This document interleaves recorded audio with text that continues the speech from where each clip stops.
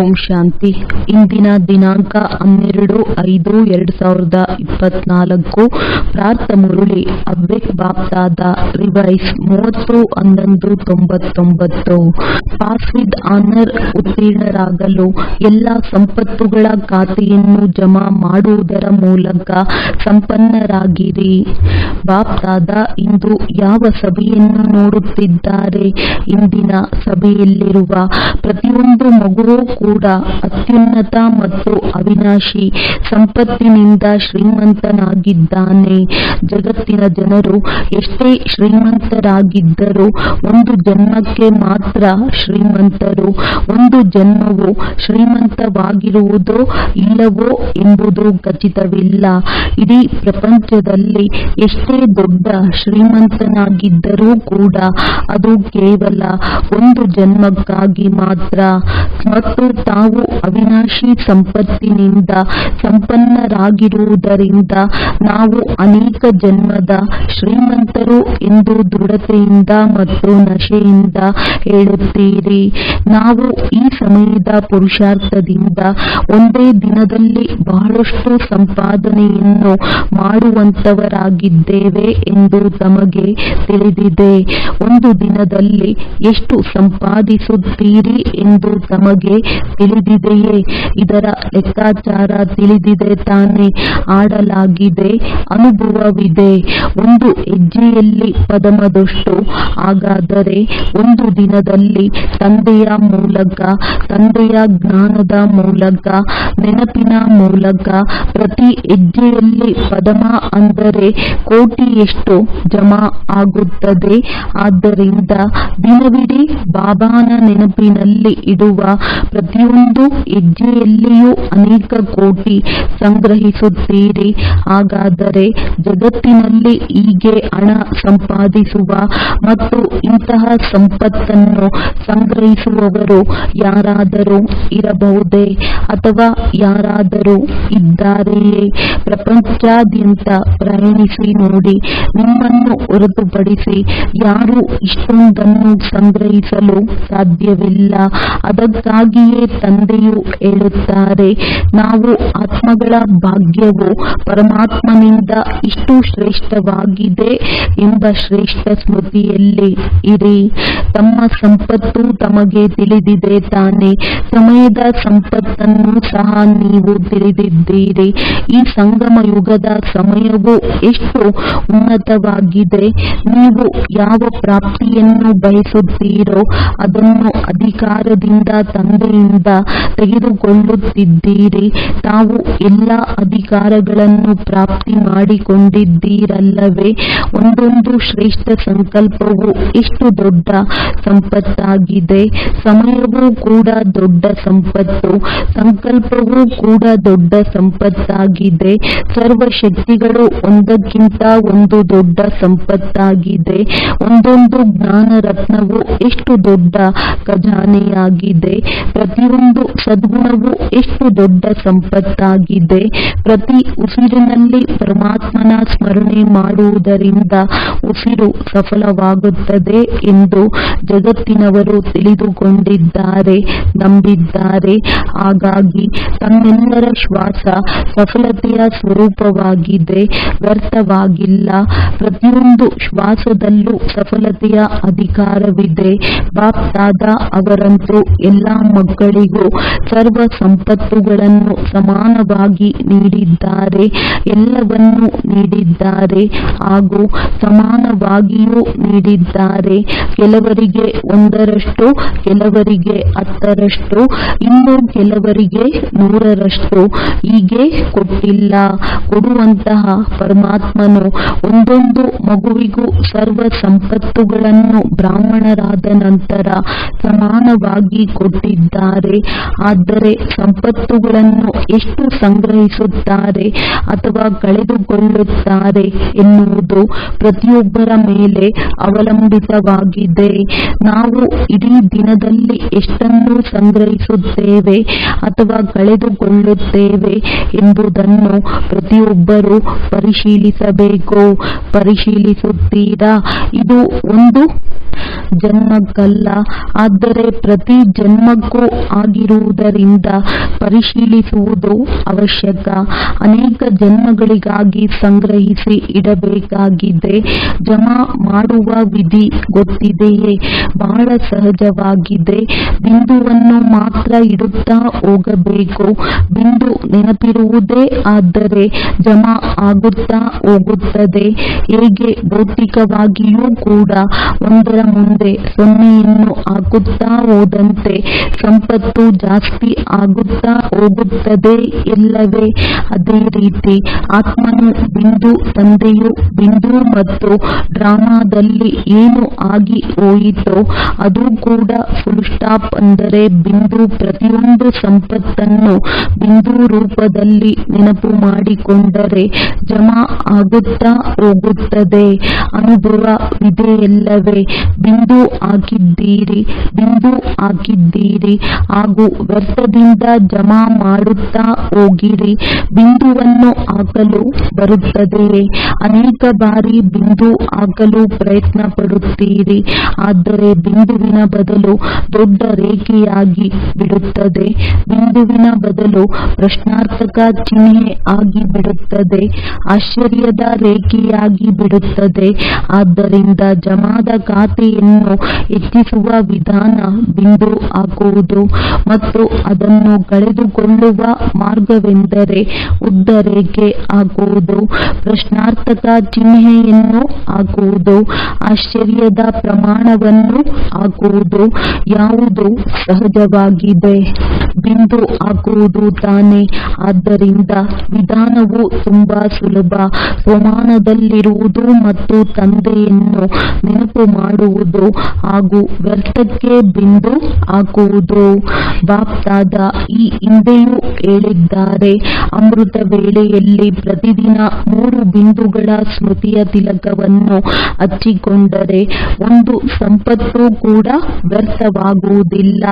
ಎಲ್ಲ ಸಮಯಗಳಲ್ಲೂ ಪ್ರತಿಯೊಂದು ಸಂಪತ್ತು ಜಮಾವಾಗುತ್ತಾ ಹೋಗುತ್ತದೆ. ಬಾಪ್ದಾದ ಎಲ್ಲ ಮಕ್ಕಳ ಪ್ರತಿಯೊಂದು ಸಂಪತ್ತಿನ ಸಂಗ್ರಹದ ಚಾರ್ಟ್ ಅನ್ನು ನೋಡಿದರು. ಅದರಲ್ಲಿ ಏನು ನೋಡಿದರು? ಈಗಲೂ ಜಮಾದ ಖಾತೆ ಎಷ್ಟು ಇರಬೇಕೋ ಅಷ್ಟು ಇಲ್ಲ. ಸಮಯ, ಸಂಕಲ್ಪ, ಮಾತು ಸಹ ವ್ಯರ್ಥವಾಗುತ್ತಿದೆ. ನಡೆಯುತ್ತಾ ಕೆಲವೊಮ್ಮೆ ಸಮಯದ ಮಹತ್ವ ಇಮರ್ಜ್ ರೂಪದಲ್ಲಿ ಕಡಿಮೆಯಾಗುತ್ತಿದೆ. ಸಮಯದ ಪ್ರಾಮುಖ್ಯತೆಯನ್ನು ಯಾವಾಗಲೂ ನೆನಪಿನಲ್ಲಿಟ್ಟುಕೊಂಡರೆ ನೀವು ಸಮಯವನ್ನು ಇನ್ನೂ ಹೆಚ್ಚಾಗಿ ಯಶಸ್ವಿಯಾಗಿಸಬಹುದು. ಇಡೀ ದಿನ ಸಾಧಾರಣ ರೂಪದಲ್ಲಿ ಸಮಯ ಕಳೆದು ಹೋಗುತ್ತದೆ.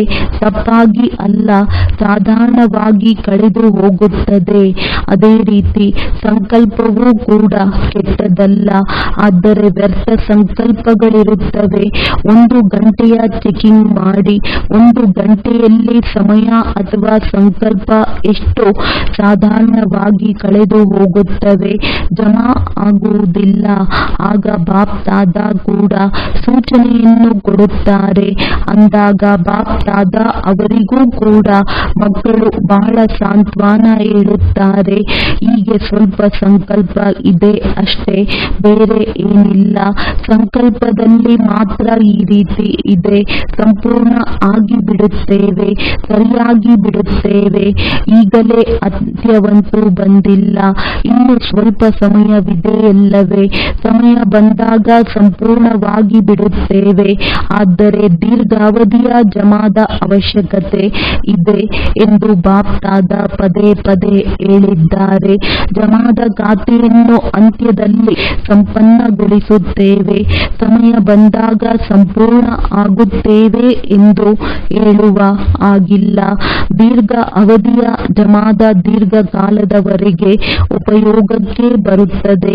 ಆಸ್ತಿಯನ್ನು ತೆಗೆದುಕೊಳ್ಳುವಾಗ ನಾವು ಲಕ್ಷ್ಮೀನಾರಾಯಣರಾಗುತ್ತೇವೆ ಎಂದು ಎಲ್ಲರೂ ಹೇಳುತ್ತೀರಿ.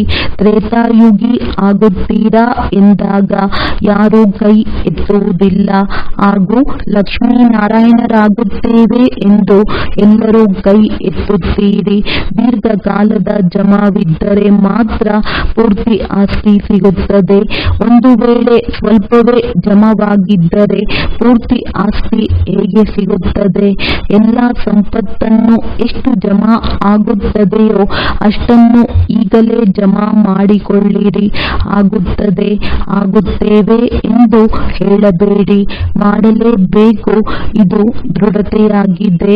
ಅಮೃತ ವೇಳೆಯಲ್ಲಿ ಒಳ್ಳೆಯ ಸ್ಥಿತಿಯಲ್ಲಿ ಕುಳಿತುಕೊಂಡಾಗ ಮನಸ್ಸಿನಲ್ಲಿಯೇ ಬಹಳ ವಚನಗಳನ್ನು ಕೊಡುತ್ತೀರಿ.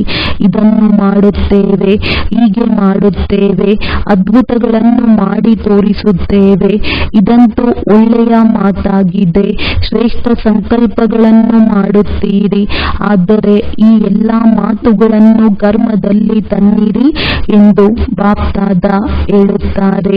ವಚನಗಳನ್ನು ಮಾತ್ರ ಕೊಡಬೇಡಿ, ಆದರೆ ಅವೆಲ್ಲವುಗಳನ್ನು ಮನ, ವಚನ, ಕರ್ಮಗಳ ರೂಪಕ್ಕೆ ತನ್ನಿ. ಮಕ್ಕಳು ಬಹಳ ಒಳ್ಳೊಳ್ಳೆಯ ಸಂಕಲ್ಪಗಳನ್ನು ಮಾಡುತ್ತಾರೆ. ಬಾಪ್ದಾದ ಆ ಸಮಯದಲ್ಲಿ ಮಕ್ಕಳ ಸಾಹಸಕ್ಕೆ ತುಂಬಾ ಸಂತೋಷ ಪಡುತ್ತಾರೆ. ಹೀಗೆ ಮಾಡುತ್ತೇವೆ, ಹೀಗೆ ಆಗುತ್ತೇವೆ ಎಂಬ ಸಾಹಸ ತುಂಬಾ ಚೆನ್ನಾಗಿ ಇದೆ. ಈ ಸಾಹಸಕ್ಕೆ ಬಾಪ್ದಾದ ಖುಷಿಯಾಗುತ್ತಾರೆ. ಆದರೆ ಅದು ಕೆಲವೊಮ್ಮೆ ಮಾತ್ರ ಕರ್ಮದಲ್ಲಿ ಬರುತ್ತದೆ. ವಚನ ಕೊಡುವುದು ತುಂಬಾ ಸಹಜ, ಆದರೆ ಅದನ್ನು ಕರ್ಮದಲ್ಲಿ ತರುವುದು ಅಂದರೆ ವಚನವನ್ನು ನಿಭಾಯಿಸಿದಂತೆ. ಅನೇಕರು ಮಾತು ಕೊಡುತ್ತಾರೆ, ಆದರೆ ನಿಭಾಯಿಸುವುದರಲ್ಲಿ ನಂಬರ್ ವಾರ್ ಆಗುತ್ತಾರೆ.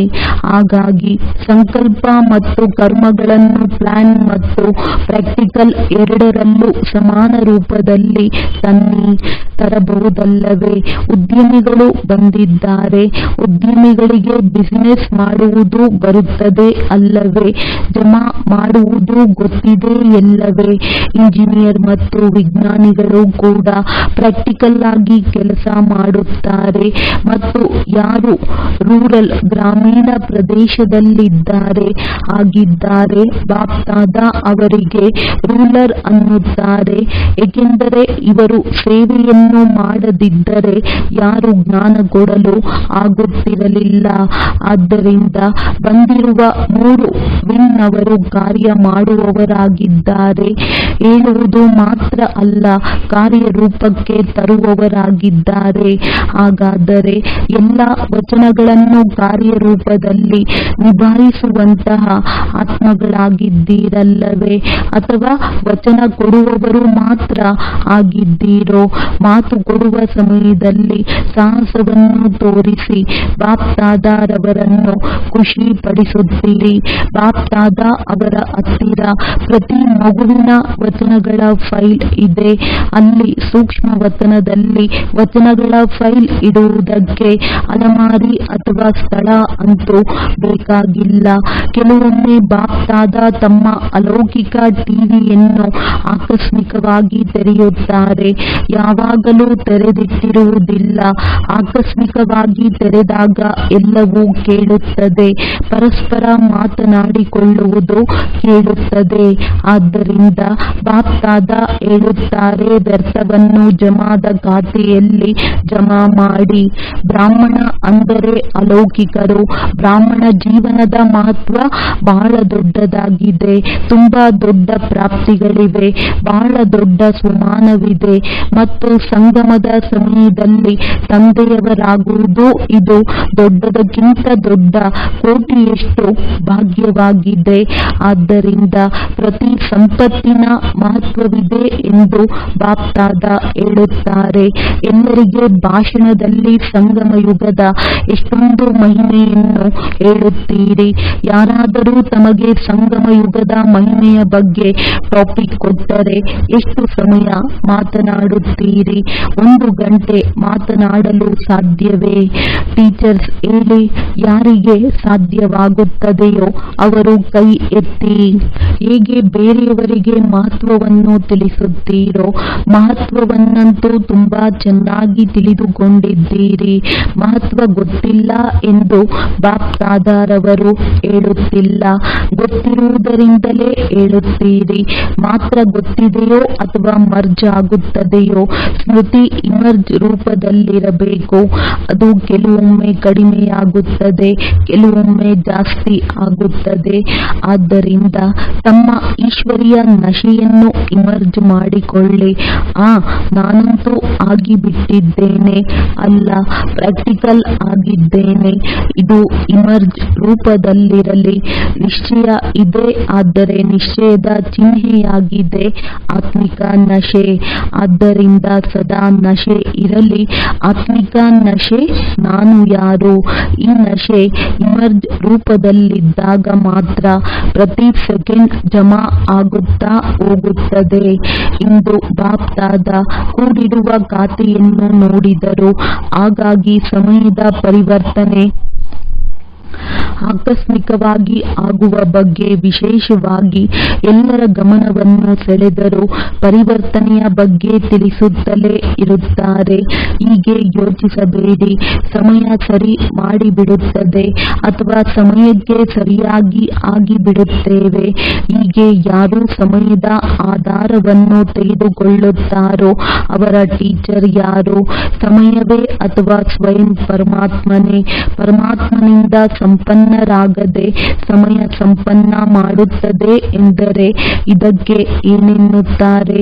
ಸಮಯ ತಮ್ಮ ಮಾಸ್ಟರ್ ಆಗಿದೆಯೋ ಅಥವಾ ಪರಮಾತ್ಮ ಶಿಕ್ಷಕರಾಗಿದ್ದಾರೋ? ಹಾಗಾಗಿ ಡ್ರಾಮಾದ ಅನುಸಾರ ಒಂದು ವೇಳೆ ಸಮಯ ತಮಗೆ ಪಾಠ ಕಲಿಸಿದರೆ ಅಥವಾ ಸಮಯದ ಆಧಾರದ ಮೇಲೆ ಪರಿವರ್ತನೆಯಾದರೆ ಪ್ರಾರಬ್ಧವೂ ಕೂಡ ಸಮಯಕ್ಕನುಸಾರವಾಗಿಯೇ ಸಿಗುತ್ತದೆ. ಏಕೆಂದರೆ ಸಮಯ ತಮ್ಮ ಟೀಚರ್ ಆಗಿದೆ ಎಂದು ತಂದೆ ಹೇಳುತ್ತಾರೆ. ಸಮಯ ತಮ್ಮ ದಾರಿ ಕಾಯುತ್ತಿದೆ. ನೀವು ಸಮಯಕ್ಕಾಗಿ ಕಾಯಬೇಡಿ, ಅದು ರಚನೆಯಾಗಿದೆ. ತಾವು ಮಾಸ್ಟರ್ ರಚಯಿತ ಆಗಿದ್ದೀರಿ. ಆದ್ದರಿಂದ ರಚಿಸುವವರನ್ನು ರಚನೆ ಕಾಯಬೇಕು. ತಾವು ಮಾಸ್ಟರ್ ರಚಯಿತ. ಸಮಯಕ್ಕಾಗಿ ಕಾಯಬೇಡಿ. ಮತ್ತು ಕಠಿಣವಾದದ್ದು ಏನಿದೆ? ಸಹಜವಾದದ್ದನ್ನು ಸ್ವಯಂ ತಾವೇ ಕಠಿಣ ಮಾಡಿಕೊಳ್ಳುತ್ತೀರಿ. ಕಠಿಣವಾಗಿಲ್ಲ, ಕಠಿಣ ಮಾಡಿಕೊಳ್ಳುತ್ತೀರಿ. ಭಾರವಾಗಿರುವುದನ್ನೆಲ್ಲ ತಂದೆಗೆ ಕೊಟ್ಟು ಬಿಡಿ ಎಂದು ತಂದೆ ಹೇಳುತ್ತಾರೆ. ಅಂದಾಗ ಕೊಡಲು ಬರುವುದಿಲ್ಲವೇ? ಭಾರವನ್ನು ಕೂಡ ಹೊತ್ತುಕೊಳ್ಳುತ್ತೀರಿ, ಆನಂತರ ದಣಿಯುತ್ತೀರಿ. ಆಮೇಲೆ ತಂದೆಗೆ ದೂರನ್ನು ಕೂಡ ಕೊಡುತ್ತೀರಿ. ಏನು ಮಾಡುವುದು, ಹೇಗೆ ಮಾಡುವುದು? ಭಾರವನ್ನು ತಾವೇಕೆ ಹೊತ್ತುಕೊಂಡಿರಿ? ತಂದೆ ಆಫರ್ ಕೊಡುತ್ತಿದ್ದಾರೆ.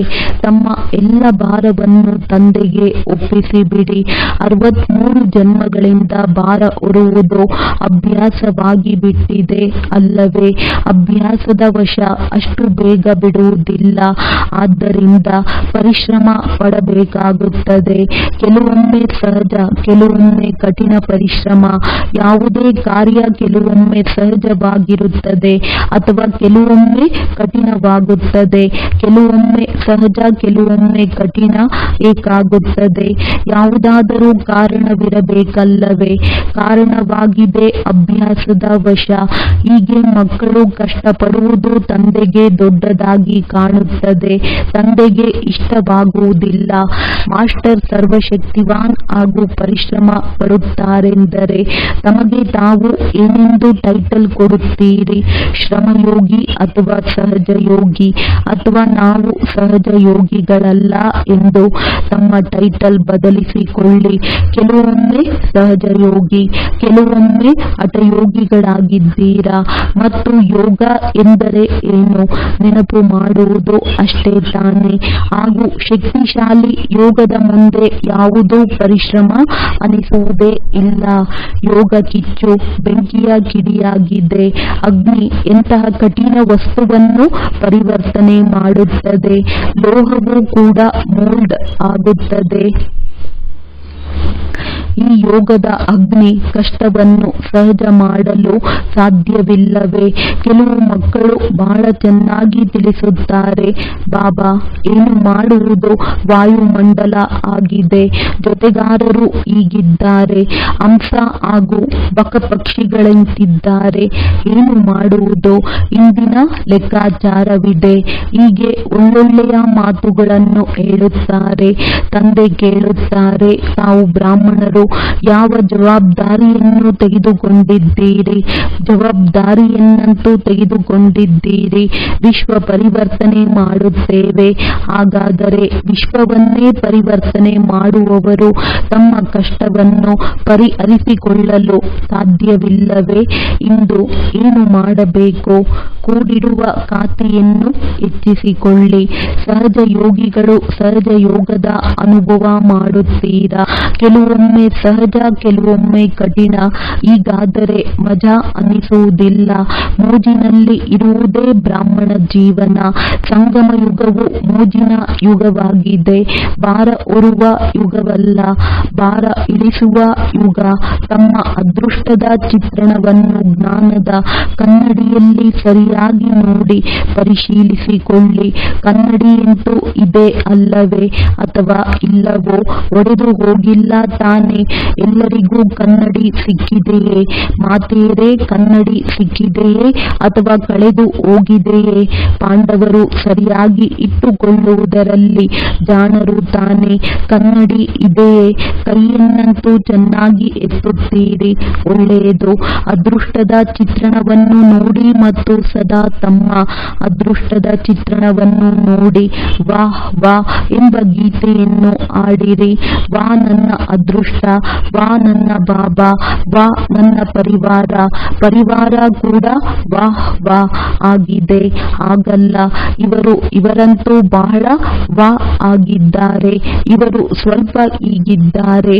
ಅಲ್ಲ, ವಾ ನನ್ನ ಪರಿವಾರ, ವಾ ನನ್ನ ಭಾಗ್ಯ ಮತ್ತು ವಾ ನನ್ನ ಬಾಬಾ. ಬ್ರಾಹ್ಮಣ ಜೀವನವೇ ವಾಹ್ ವಾ. ಹಾಯ್ ಹಾಯ್ ಅಲ್ಲ. ಶರೀರದ ವ್ಯಾಧಿಯಲ್ಲಿಯೂ ಹಾಯ್ ಹಾಯ್ ಅನ್ನಬಾರದು. ವಾ, ಇದು ನನ್ನ ಭಾರವನ್ನು ಇಳಿಸುತ್ತಿದೆ. ಒಂದು ವೇಳೆ 10 ಮಣದಿಂದ 3-4 ಮಣ ತಮ್ಮ ಭಾರ ಇಳಿದರೆ ಒಳ್ಳೆಯದೋ ಅಥವಾ ಆಯ್ ಆಯ್ ಅನ್ನುತ್ತೀರೋ? ಏನೆನ್ನುತ್ತೀರಿ? ವಾ, ಭಾರ ಇಳಿಯಿತು.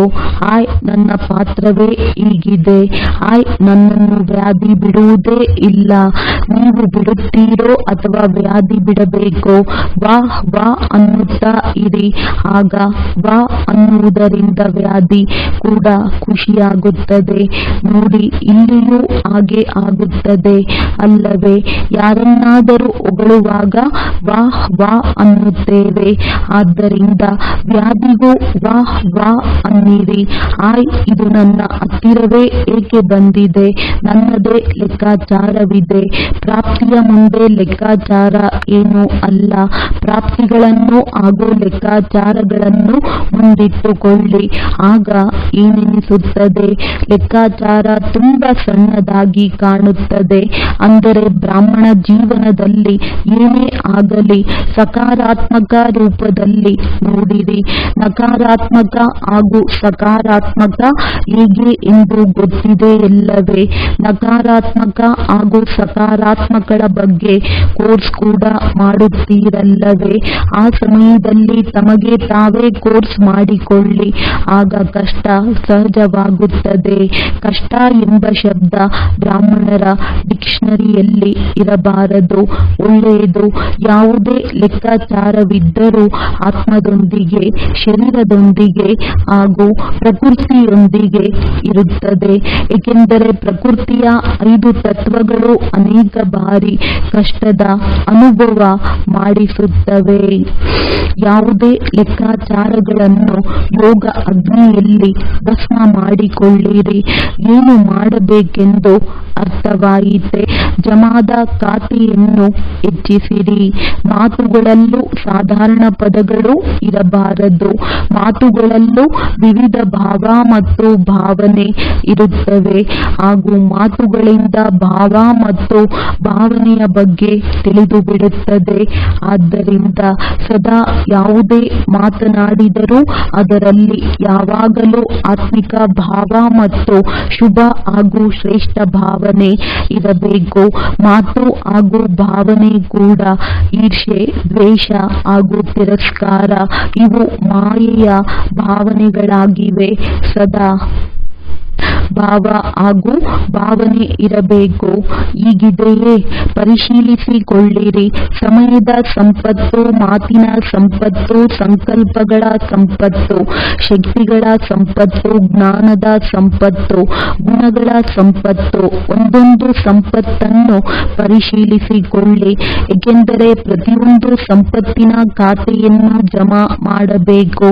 ಈ ಎಲ್ಲ ಸಂಪತ್ತುಗಳ ಖಾತೆ ತುಂಬಿ ತುಳುಕುತ್ತಿದ್ದರೆ ಫುಲ್ ಮಾರ್ಕ್ಸ್ ಅಂದರೆ ಪಾಸ್ ವಿತ್ ಆನರ್ ಆಗುತ್ತೀರಿ. ಹೀಗೆ ಯೋಚಿಸಬೇಡಿ. ಒಂದು ಸಂಪತ್ತು ಕಡಿಮೆ ಜಮಾವಾದರೆ ಏನಾಗುತ್ತದೆ? ಆದರೆ ಪಾಸ್ ವಿತ್ ಆನರ್ ಆಗಲು ಎಲ್ಲ ಸಂಪತ್ತುಗಳು ಖಾತೆಯು ತುಂಬಿ ತುಳುಕುತ್ತಿರಬೇಕು. ಒಂದು ಸೆಕೆಂಡಿನಲ್ಲಿ ತಮ್ಮ ಸಂಕಲ್ಪಗಳನ್ನು ತಮಗೆ ಬೇಕಾದ ಹಾಗೆ ಯಾವ ವಿಷಯವನ್ನು ಯೋಚಿಸಬೇಕು ಹಾಗೆಯೇ ಸಂಕಲ್ಪಗಳನ್ನು ನಡೆಸುವವರು ಕೈ ಎತ್ತಿ. ಒಂದು ಸೆಕೆಂಡಿನಲ್ಲಿ ಮನಸ್ಸನ್ನು ಹತೋಟಿಯಲ್ಲಿ ಇಡಬಹುದೇ? ಇದನ್ನು ಒಂದು ಸೆಕೆಂಡಿನಲ್ಲಿ ಮಾಡಬಹುದೇ? ಸಾಧ್ಯವಾದರೆ ಕೈ ಎತ್ತಿ. ಒಳ್ಳೆಯದು. ಈ ವಾಯುಮಂಡಲದಲ್ಲಿ ಮಧುಬನದಲ್ಲಿ ಕುಳಿತುಕೊಂಡಿದ್ದೀರಿ. ಮಧುಬನದ ವಾಯುಮಂಡಲ ಶಕ್ತಿಶಾಲಿಯಾಗಿದೆ. ಈ ವಾಯುಮಂಡಲದಲ್ಲಿ ಈ ಕ್ಷಣದಲ್ಲಿ ಮನಸ್ಸನ್ನು ನಿಯಂತ್ರಿಸಲು ಸಾಧ್ಯವೇ? ಒಂದು ನಿಮಿಷದಲ್ಲಾಗಲಿ ಅಥವಾ ಸೆಕೆಂಡಿನಲ್ಲಾಗಲಿ ಮಾಡಲು ಸಾಧ್ಯವೇ? ಮನಸ್ಸಿಗೆ ಆದೇಶ ಕೊಡಿ. ಆತ್ಮ ಪರಮಧಾಮ ನಿವಾಸಿಯಾಗಲಿ ಸಾಕು. ನೋಡಿ, ಮನಸ್ಸು ಆದೇಶವನ್ನು ಪಾಲಿಸುತ್ತದೆಯೇ ಅಥವಾ ಇಲ್ಲವೇ? ಸರಿ. ನಾಲ್ಕಾರು ಕಡೆಯ ಸರ್ವ ಸಂಪತ್ತುಗಳ ಮಾಲೀಕ ಮಕ್ಕಳಿಗೆ ಸದಾ ಕಷ್ಟವನ್ನು ಸೆಕೆಂಡ್ನಲ್ಲಿ ಪರಿವರ್ತನೆ ಮಾಡುವ ಸದಾ ಸಹಜಯೋಗಿ, ಸದಾ ಸಂಕಲ್ಪ, ಸಮಯ, ಮಾತು, ಕರ್ಮವನ್ನು ಶ್ರೇಷ್ಠ ಮಾಡುವಂತವರಿಗೆ, ಸದಾ ಕೂಡಿಡುವ ಖಾತೆಯನ್ನು ಹೆಚ್ಚಿಸುವಂತವರಿಗೆ, ಸದಾ ಮನಸ್ಸಿನ ಮಾಲೀಕರಿಗೆ, ಮನಸ್ಸು ಬುದ್ಧಿ ಸಂಸ್ಕಾರಗಳನ್ನು ಆದೇಶದಂತೆ ನಡೆಸುವವರಿಗೆ, ಇಂತಹ ಸ್ವರಾಜ್ಯ ಅಧಿಕಾರಿ ಮಕ್ಕಳಿಗೆ ದೇಶದಲ್ಲಿರಲಿ ಅಥವಾ ವಿದೇಶದಲ್ಲಿರಲಿ ಆದರೆ ಹೃದಯದಿಂದ ದೂರವಿಲ್ಲ. ಇಂತಹ ನಾಲ್ಕಾರು ಕಡೆಯ ಮಕ್ಕಳಿಗೆ ಬಾಪ್ ದಾದಾರವರ ನೆನಪು, ಪ್ರೀತಿ ಮತ್ತು ನಮಸ್ತೆ. ಸೇವೆಗಾಗಿ ಬಂದಿರುವ ಸೇವಾದಾರಿಗಳಿಗೆ ವಿಶೇಷ ಯುಪಿಯ ಸರದಿಯಾಗಿದೆ. ಯುಪಿಯಿಂದ ಬಂದಿರುವ ಸೇವಾದಾರಿಗಳು ಕೈ ಎತ್ತಿ. ನೋಡಿ, ಸೇವಾದಾರಿಗಳಿಗೆ ಎಷ್ಟು ಮಹತ್ವವಿದೆ. ಬ್ರಾಹ್ಮಣರ ಸೇವೆ ದೊಡ್ಡ ಪುಣ್ಯವಾಗಿದೆ ಎಂದು ಹಾಡನ್ನು ಹೇಳುತ್ತಾರೆ. ಭಕ್ತಿ ಮಾರ್ಗದಲ್ಲಿ 100 ಅಥವಾ 200 ಬ್ರಾಹ್ಮಣರ ಸೇವೆಯನ್ನು ಮಾಡುತ್ತಾರೆ ಹಾಗೂ ಮಧುಬನದಲ್ಲಿ ಅನೇಕ ಬ್ರಾಹ್ಮಣರ ಸೇವೆಯನ್ನು ಮಾಡುತ್ತೀರಿ ಮತ್ತು ಪ್ರತಿಯೊಬ್ಬ ಬ್ರಾಹ್ಮಣರ ಆಶೀರ್ವಾದ ಸೇವಾದಾರಿಗಳಿಗೆ ಸ್ವತಃವಾಗಿ ಸಿಗುತ್ತದೆ. ಹೇಳುವ ಅವಶ್ಯಕತೆ ಇಲ್ಲ, ಆದರೆ ಸಂಗ್ರಹವಾಗಿ ಬಿಡುತ್ತದೆ. ಒಂದು ಆಶೀರ್ವಾದದ ಖಾತೆ ಸಂಗ್ರಹವಾಗುತ್ತದೆ. ಎರಡನೆಯದಾಗಿ ಸೇವೆಯ ಪುಣ್ಯದ ಖಾತೆ ಸಂಗ್ರಹವಾಗುತ್ತದೆ. ಮೂರನೆಯದಾಗಿ ಬ್ರಾಹ್ಮಣರ ಸಮೀಪ ಸಂಬಂಧದಲ್ಲಿ ಬರುತ್ತೀರಿ ಮತ್ತು ದಾದಾರೊಂದಿಗೆ ಮಿಲನದ ಎಕ್ಸ್ಟ್ರಾ ಟರ್ನ್ ಸಿಗುತ್ತದೆ. ಆದ್ದರಿಂದ ಸೇವೆಯ ಫಲ ಅಪರಿಮಿತವಾಗಿದೆ. ಸೇವಾದಾರಿ ಅಂದರೆ ಸಂಗ್ರಹಿಸುವವರು. ಆದ್ದರಿಂದ ತುಂಬಾ ಚೆನ್ನಾಗಿ ಸೇವೆಯನ್ನು ಮಾಡಿದ್ದೀರಿ, ಮನಪೂರ್ವಕ ಸೇವೆಯನ್ನು ಮಾಡಿದ್ದೀರಿ ಮತ್ತು ಅದು ಬಲರಾಮನ ಹತ್ತಿರ ತಲುಪಿಬಿಟ್ಟಿತು. ಯುಪಿ ಅವರು ಚೆನ್ನಾಗಿದ್ದೀರಲ್ಲವೇ? ಸೇವಾದಾರಿಯಾಗಿ ಬಂದವರಿಗೆಲ್ಲ ಪ್ರತ್ಯಕ್ಷ ಫಲ ಸಿಗುತ್ತದೆ. ಭವಿಷ್ಯದಲ್ಲಂತೂ ಸಿಕ್ಕೇ ಸಿಗುತ್ತದೆ. ವರ್ತಮಾನದಲ್ಲೂ ಸಂಚಾರವಾಗುತ್ತದೆ. ಡಬಲ್ ವಿದೇಶಿಯರು ಹೆಚ್ಚಿನ ಸಂಖ್ಯೆಯಲ್ಲಿ ಬಂದಿದ್ದಾರೆ. ಡಬಲ್ ವಿದೇಶಿ ಕೈ ಎತ್ತಿ ನೋಡಿ. ಡಬಲ್ ವಿದೇಶಿಯರಿಗೆ ಬಹಳ ಚಾನ್ಸ್ ಸಿಗುತ್ತದೆ. ಪ್ರತಿಯೊಂದು ಗ್ರೂಪ್ನಲ್ಲೂ ಡಬಲ್ ವಿದೇಶಿಯರು ಇರುತ್ತಾರೆ. ಡಬಲ್ ವಿದೇಶಿಯರಿಗೆ ಪ್ರತಿಯೊಂದು ಟರ್ನ್ನಲ್ಲೂ ಬರುವ ಅವಕಾಶವಿದೆ. ಹಾಗಾದರೆ ಇದು ಕಡಿಮೆ ಭಾಗ್ಯವೇ? ಇವರ ತ್ಯಾಗ, ಇವರ ಸಾಹಸ ಮತ್ತು ಇವರ ಹೃದಯದ ಸತ್ಯತೆಯ ಮೇಲೆ ಬಾಪ್ ದಾದಾ ಸದಾ ಸಂತೋಷಗೊಳ್ಳುತ್ತಾರೆ ಎಂದು ತಮಗೆಲ್ಲ ತಿಳಿದಿದೆ. ತಾವೆಲ್ಲರೂ ಏನು ಹೇಳುತ್ತೀರಿ? ಹೃದಯ ಸತ್ಯವಾಗಿದ್ದರೆ ಮನೋಕಾಮನೆಗಳು ಈಡೇರುತ್ತವೆ. ಹಾಗಾಗಿ ಇವರು ಶುಭ್ರವಾದ ಹಾಗೂ ಸತ್ಯ ಹೃದಯದವರಾಗಿದ್ದಾರೆ. ಬಿದ್ದರೂ ಕೂಡ ಸತ್ಯವನ್ನೇ ಹೇಳುತ್ತಾರೆ, ಮರೆಮಾಚುವುದಿಲ್ಲ. ಹಾಗೂ ಸತ್ಯವನ್ನು ಹೇಳಿದರೆ ಅರ್ಥ ಕ್ಷಮೆಯಾಗುತ್ತದೆ. ಆದ್ದರಿಂದ ಬಾಪ್ ದಾದಾ ಯಾವಾಗಲೂ ಡಬಲ್ ವಿದೇಶಿಯರನ್ನು ಸ್ಮರಿಸುತ್ತಾರೆ ಹಾಗೂ ನೆನಪು ಪ್ರೀತಿಯನ್ನು ಕೊಡುತ್ತಾರೆ. ಇದು ಅದ್ಭುತವಾಗಿದೆ. ಮತ್ತು ಅದ್ಭುತವನ್ನು ಮಾಡುತ್ತಾ ಬಾಪ್ ದಾದಾ ಅವರ ಜೊತೆಗೆ ತಮ್ಮ ಮನೆಯನ್ನು ತಲುಪಿಬಿಡುತ್ತೀರಿ. ಹಾಗಾಗಿ ಡಬಲ್ ವಿದೇಶಿಯರಿಗೆ ವಿಶೇಷವಾದ ಕೋಟಿ ಕೋಟಿ ನೆನಪು ಪ್ರೀತಿ. ಭಾರತವಾಸಿಗಳಿಗೆ ಇಲ್ಲ ಎಂದಲ್ಲ, ಭಾರತೀಯರಿಗೆ ಮತ್ತೊಮ್ಮೆ ಕೋಟಿ ಕೋಟಿ ನೆನಪು ಪ್ರೀತಿ. ಇಂದೋರ್ ಹಾಸ್ಟೆಲ್ನ ಕನ್ಯೆಯರು, ಒಬ್ಬ ಕನ್ಯೆ 100 ಬ್ರಾಹ್ಮಣರಿಗಿಂತ ಉತ್ತಮ ಎಂದು ಕನ್ಯೆಯರಿಗಾಗಿ ಆಡಲಾಗುತ್ತದೆ. ಏಕೆ ಉತ್ತಮರು? ಏಕೆಂದರೆ ಸೇವೆ ಮಾಡಿ ಅನೇಕ ಬ್ರಾಹ್ಮಣರ ಆಶೀರ್ವಾದವನ್ನು ಪಡೆಯಬೇಕು. ಆದ್ದರಿಂದ ಕುಮಾರಿಯರು, ಬೋರ್ಡಿಂಗ್ ನಂತರ ಏನು ಮಾಡುತ್ತೀರಿ? ಯಾವ ಲಕ್ಷ್ಯವನ್ನು ಇಟ್ಟುಕೊಂಡಿದ್ದೀರಿ? ಸೇವೆ ಮಾಡುತ್ತೀರಾ? ತಲೆಯ ಮೇಲೆ ಕಿರೀಟವನ್ನು ಇಟ್ಟುಕೊಳ್ಳುತ್ತೀರೋ ಅಥವಾ ಬುಟ್ಟಿಯನ್ನು ಇಟ್ಟುಕೊಳ್ಳುತ್ತೀರೋ? ಏನು ಮಾಡುತ್ತೀರಿ? ಕಿರೀಟ. ನೌಕರಿಯ ಬುಟ್ಟಿಯನ್ನಂತೂ ಎತ್ತುವುದಿಲ್ಲ ತಾನೆ. 100 ಬ್ರಾಹ್ಮಣರಿಗಿಂತ ಉತ್ತಮ ಎಂಬುದರ ಅರ್ಥವೇ ಆಗಿದೆ 100 ಬ್ರಾಹ್ಮಣರ ಆಶೀರ್ವಾದವನ್ನು ತೆಗೆದುಕೊಳ್ಳುವುದು. ಹಾಗಾಗಿ ಇಷ್ಟೊಂದು ಸೇವೆಯನ್ನು ಮಾಡುತ್ತೀರಾ? ಒಳ್ಳೆಯದು. ಅಡ್ವಾನ್ಸ್ ಅಭಿನಂದನೆಗಳು. ಎಲ್ಲರ ಆಶೀರ್ವಾದಗಳನ್ನು ಪಡೆಯಿರಿ. ಒಳ್ಳೆಯದು. ಬಾಪ್ ದಾದಾ ಇಡೀ ಸಭಾಂಗಣದ ಪ್ರದಕ್ಷಿಣೆ ಹಾಕಿ ಎಲ್ಲ ಮಕ್ಕಳಿಗೆ ದೃಷ್ಟಿ ಕೊಟ್ಟು ವಾಪಸ್ ಸ್ಟೇಜ್ ಮೇಲೆ ಮರಳಿದರು. ಮೋಹಿನಿ ಬೆನ್ ಅವರ ಆರೋಗ್ಯ ಸರಿ ಇಲ್ಲ. ಅಹಮದಾಬಾದ್ನಿಂದ ತಪಾಸಣೆ ಮಾಡಿಸಿ ಬಾಪ್ ದಾದಾ ಮುಂದೆ ಬಂದಿದ್ದಾರೆ. ಸರಿಯಾಗಿಯೇ ಇದೆ. ಆರೋಗ್ಯ ಸರಿಯಾಗಿತ್ತು, ಸರಿಯಾಗಿದೆ ಮತ್ತು ಸರಿಯಾಗಿ ಇರುತ್ತದೆ. ಡಾಕ್ಟರ್ 6-7 ದಿನಗಳ ವಿಶ್ರಾಂತಿ ಸೂಚಿಸಿದ್ದಾರೆ. ಬೇಗನೆ ಚೇತರಿಸಿಕೊಂಡರು, ಧೈರ್ಯವಾಗಿದ್ದರು. ಆದ್ದರಿಂದ ಸಾಹಸ ಮತ್ತು ಸಹಾಯದಿಂದ ತಲುಪಿಬಿಟ್ಟರು. ಇಲ್ಲಿ ಮಧ್ಯದಲ್ಲಿ ಸುತ್ತು ಹಾಕಿಕೊಂಡು ಹೋದರು. ದಾದಿಯರೊಂದಿಗೆ ಉತ್ತಮ ಸೇವೆ ಮಾಡಿದ್ದೀರಿ. ಬಹಳ ಚೆನ್ನಾಗಿದೆ. ನಿಮಿತ್ತರಾಗಿರುವವರು ಸಮಯದಲ್ಲಿ ಹೆಚ್ಚುವರಿ ಶಕ್ತಿಯನ್ನು ಪಡೆಯುತ್ತಾರೆ. ನೋಡಿ, ತಾವೆಲ್ಲ ಆದಿರತ್ನಗಳ ಆಧಾರದ ಮೇಲೆ ಸ್ಥಾಪನೆಯ ಕಾರ್ಯ ನಡೆಯುತ್ತಿದೆ. ಸರಿ ತಾನೆ?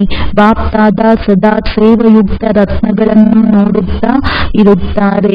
ಚೆನ್ನಾಗಿದ್ದೀರಾ? ಶರೀರದ ಲೆಕ್ಕಾಚಾರವಿದೆ, ಆದರೆ ಶಿಲುಬೆಯಿಂದ ಮುಳ್ಳಾಗುತ್ತದೆ. ಸಣ್ಣ ಪ್ರಮಾಣದಲ್ಲಿ ಸಮಾಪ್ತಿಯಾಗುತ್ತದೆ. ಚಿಂತಿಸಬೇಡಿ. ಲೆಕ್ಕಾಚಾರ ಚುಕ್ತು ಆಗುತ್ತಿದೆ, ಹಾಗಾಗಿ ಚಿಂತಿಸುವುದಿಲ್ಲ. ಹೆಮ್ಮೆಯಿಂದ ಇರುತ್ತಾರೆ.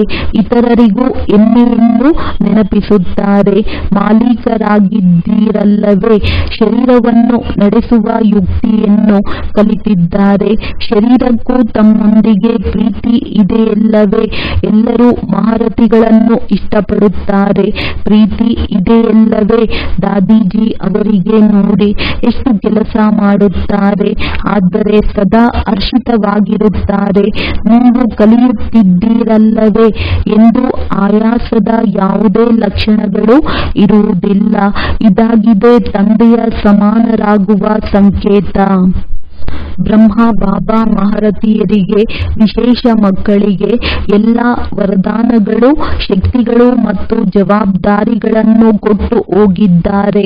ತಮ್ಮೆಲ್ಲರಿಗಾಗಿ ಬಾಪ್ ದಾದಾ ಅವರು ವಿಶೇಷವಾಗಿ ಇವರನ್ನು ದಣಿವರಿಯದವರಾಗುವ ಆಶೀರ್ವಾದವನ್ನು ನೀಡಿದ್ದಾರೆ.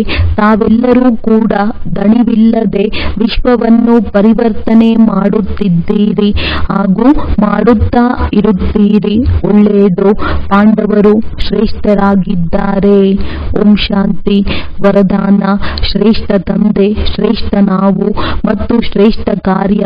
ಈ ಸ್ಮೃತಿಯಿಂದ ಶಕ್ತಿಶಾಲಿಯಾಗುವಂತಹ ತಂದೆಯ ಸಮಾನ ಭವ. ಹೇಗೆ ವರ್ತಮಾನದ ಪ್ರಪಂಚದಲ್ಲಿ ಯಾರೇ ವಿಐಪಿಯ ಮಗನಾಗಿರುತ್ತಾನೆಂದರೆ ಅವರು ತನ್ನನ್ನು ಸಹ ವಿಐಪಿ ಎಂದೇ ತಿಳಿಯುತ್ತಾರೆ. ಆದರೆ ತಂದೆಗಿಂತ ಶ್ರೇಷ್ಠರಂತೂ ಯಾರೂ ಇಲ್ಲ. ನಾವು ಸಹ ಹಾಗೆಯೇ ಸರ್ವಶ್ರೇಷ್ಠ ತಂದೆಯ ಸಂತಾನ, ಶ್ರೇಷ್ಠ ಆತ್ಮರಿದ್ದೇವೆ. ಈ ಸ್ಮೃತಿಯು ಶಕ್ತಿಶಾಲಿಯನ್ನಾಗಿ ಮಾಡುತ್ತದೆ. ಶ್ರೇಷ್ಠ ತಂದೆ, ಶ್ರೇಷ್ಠವಾಗಿರುವ ನಾವು ಮತ್ತು ಶ್ರೇಷ್ಠ ಕಾರ್ಯ. ಇಂತಹ ಸ್ಮೃತಿಯಲ್ಲಿರುವವರು ಸದಾ ತಂದೆಯ ಸಮಾನರಾಗಿ ಬಿಡುತ್ತಾರೆ. ಇಡೀ ವಿಶ್ವದ ಮುಂದೆ ಶ್ರೇಷ್ಠ ಮತ್ತು ಶ್ರೇಷ್ಠ ಆತ್ಮರು ತಾವಲ್ಲದೆ ಮತ್ಯಾರೂ ಇಲ್ಲ. ಆದ್ದರಿಂದ ತಮ್ಮದೇ ಗಾಯನ ಮತ್ತು ಪೂಜೆಯಾಗುತ್ತದೆ. ಸ್ಲೋಗನ್: ಸಂಪೂರ್ಣತೆಯ ದರ್ಪಣದಲ್ಲಿ ಸೂಕ್ಷ್ಮ ಸೆಳೆತಗಳನ್ನು ಪರಿಶೀಲಿಸಿರಿ ಮತ್ತು ಮುಕ್ತರಾಗಿರಿ. ಒಳ್ಳೆಯದು. ಓಂ ಶಾಂತಿ.